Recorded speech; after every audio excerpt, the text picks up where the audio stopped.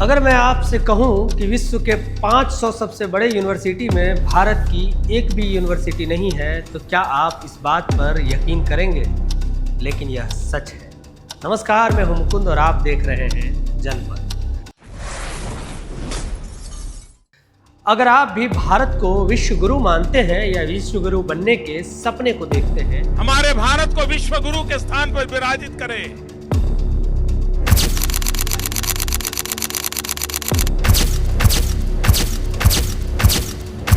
तो मैं जो खबर आपको बताने वाला हूं, इसे जानकर आपकी उम्मीदों को झटका लग सकता है। खबर ऐसी है कि ARWU नाम की एक संस्था है जो दुनिया भर के शैक्षणिक विश्वविद्यालयों को रैंक करती है। इसके शोध में सामने आया है कि दुनिया के शीर्ष 500 विश्वविद्यालयों में भारत का एक भी विश्वविद्यालय नहीं है। अब आपको बताते हैं कि ARWU है क्या। दरअसल इसका फुल फॉर्म होता है academic ranking of world university.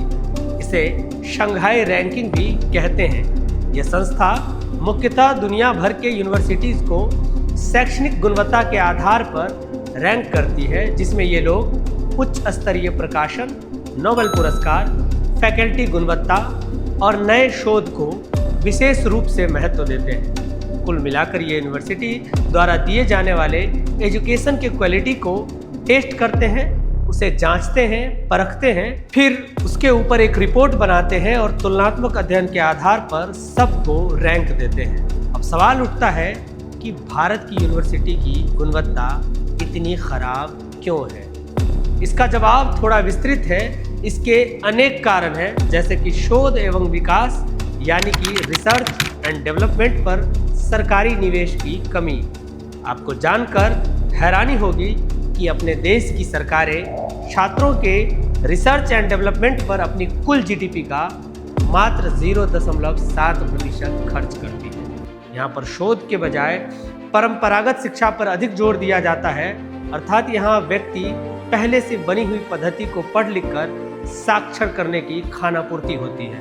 शोध बताती है कि हाल ही के वर्षों में अधिकांश भारतीय विश्वविद्यालय अपेक्षित प्रदर्शन नहीं कर पा रहे हैं। विशेष रूप से अनुसंधान, नवाचार और वैश्विक दृश्यता के क्षेत्रों में विश्वविद्यालयों में रिसर्च एंड डेवलपमेंट पर न के बराबर काम होता है।